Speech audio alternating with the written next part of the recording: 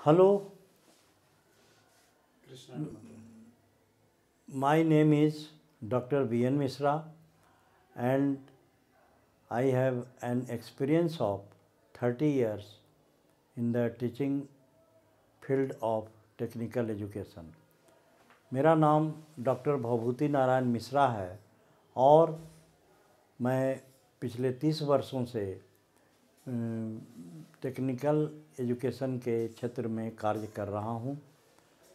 इस कृष्णा एडू मंत्रा के प्लेटफॉर्म के तहत हम लोग भौतिक विज्ञान के अध्ययन करेंगे जो 10वीं कक्षा के लिए सिलेबस है। इस सिलेबस में 10वीं कक्षा के सिलेबस में जो हम लोगों को टॉपिक पढ़ने हैं वो मुख्यतः 5 टॉपिक हैं, जिसमें पहला टॉपिक है प्रकाश एवं इसके परावर्तन और अपवर्तन। पहला हम लोगों का टॉपिक पढ़ना है वह है प्रकाश।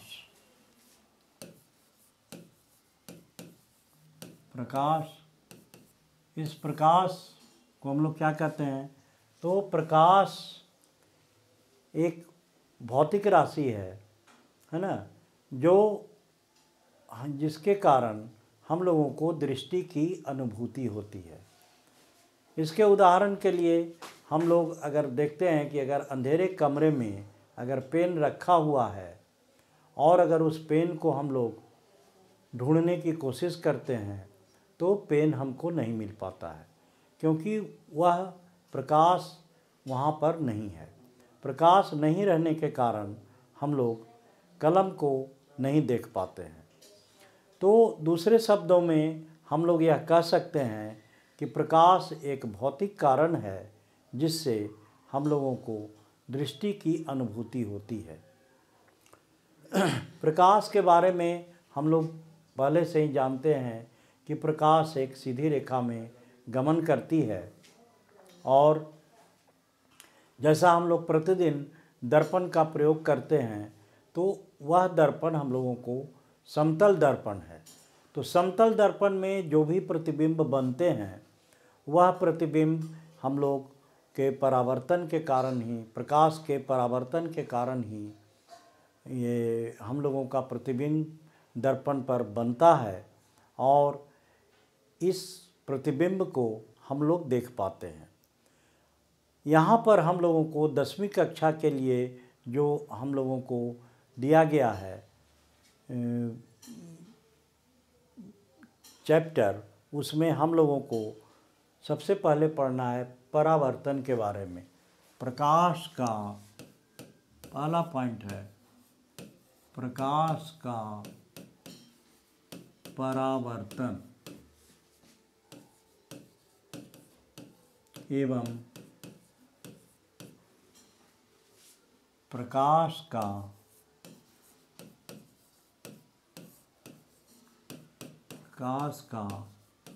अपवर्तन।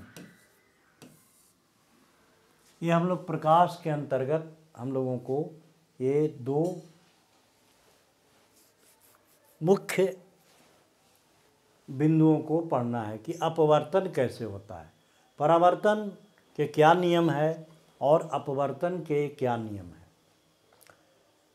इसको हम लोग इस चैप्टर में पढ़ेंगे। दूसरा चैप्टर है वह हम लोगों को मनुष्य के आँख मनुष्य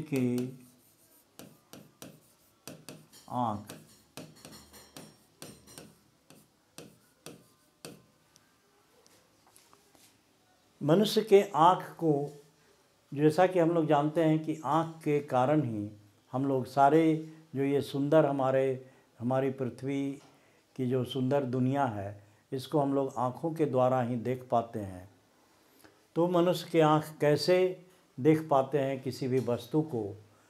आँख एक लेंस की भांति काम करता है और इस लेंस के द्वारा जो प्रतिबिंब हमारे रेटिना पर पड़ते हैं उस के बारे में हम लोग इस यूनिट के तहत हम लोग जानेंगे और इसमें क्या उम्र बढ़ने के साथ साथ क्या कठिनाइयाँ आती है इन कठिनाइयों को हम लोग कौन से लेंस का इस्तेमाल करके, कौन से लेंस का प्रयोग करके हम लोग उन कठिनाइयों को दूर करते हैं, इसके बारे में इस चैप्टर में हम लोग पढ़ेंगे।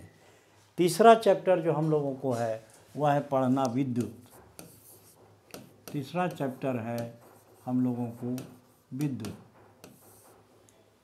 जैसा हम लोग जानते हैं कि विद्युत को अंग्रेजी में हम लोग करंट कहते हैं, और बच्चे करंट के से ज़्यादा परिचित हैं, क्योंकि हम लोग जो भी बल्ब है या पंखा है या जितने भी हमारे घर के उपकरण कार्य करते हैं विद्युत के द्वारा, उन सबों से हम लोग भली भांति परिचित हैं। तो विद्युत के जगह पे हम लोग अगर करंट कहते हैं या इलेक्ट्रिसिटी लिख दें तो कोई इलेक्ट्रिसिटी अगर हम लोग लिख देते हैं तो कोई हमारा इसमें अंतर नहीं होगा, क्योंकि इलेक्ट्रिसिटी का प्रयोग इतना ज़्यादा होता है कि इलेक्ट्रिसिटी ही हम लोगों को हिंदी नज़र आती है, और विद्युत जो हिंदी है इसको हम लोगों को समझने में कठिनाई होती है। तीसरा पॉइंट जो हम लोगों को पढ़ना है वह है विद्युत का चुंबकीय प्रभाव। चौथा पॉइंट है हम लोगों को विद्युत का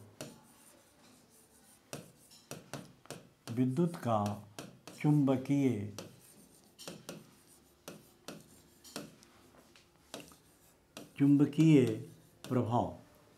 विद्युत का चुंबकीय प्रभाव के अंतर्गत हम लोग ये देखेंगे कि जैसे ही हम लोग करंट हम लोग प्रवाहित करते हैं तो धारा के प्रवाहित होने के पश्चात कोई भी वस्तु चुंबक बन जाता है, और उस चुंबक के क्या प्रभाव पड़ते हैं इसके बारे में हम लोग इस चैप्टर में पढ़ेंगे। और पांचवा जो हम लोगों को यूनिट है, पांचवा चैप्टर जो है वह है ऊर्जा के स्रोत।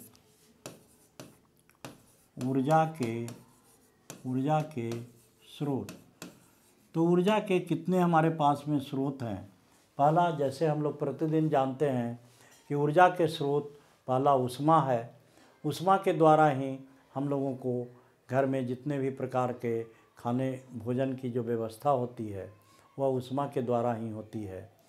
इसके साथ ही विद्युत भी एक ऊर्जा का स्रोत है।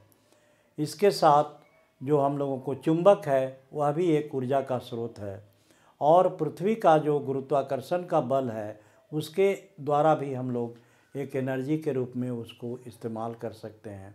प्रकाश भी एक ऊर्जा का स्रोत है। इसके साथ हम लोग एक टाइडल वेव, जिसको हम लोग समुद्र के तरंग के द्वारा भी हम लोग ऊर्जा को पैदा कर सकते हैं, वह भी एक ऊर्जा का स्रोत बन जाता है। हवा के द्वारा भी हम लोग ऊर्जा पैदा कर सकते हैं। जल के द्वारा भी हम लोग ऊर्जा पैदा कर सकते हैं। जैसे हम लोग इलेक्ट्रिसिटी जो पैदा करते हैं वह पानी के द्वारा ही करते हैं, इसलिए पानी भी हम लोगों के ऊर्जा का स्रोत के रूप में है। इसके साथ ही ऊर्जा का स्रोत नाभिकीय ऊर्जा भी हम लोगों को ऊर्जा के स्रोत है। इन सारे ऊर्जा के स्रोत के बारे में हम लोग इस चैप्टर में पढ़ेंगे।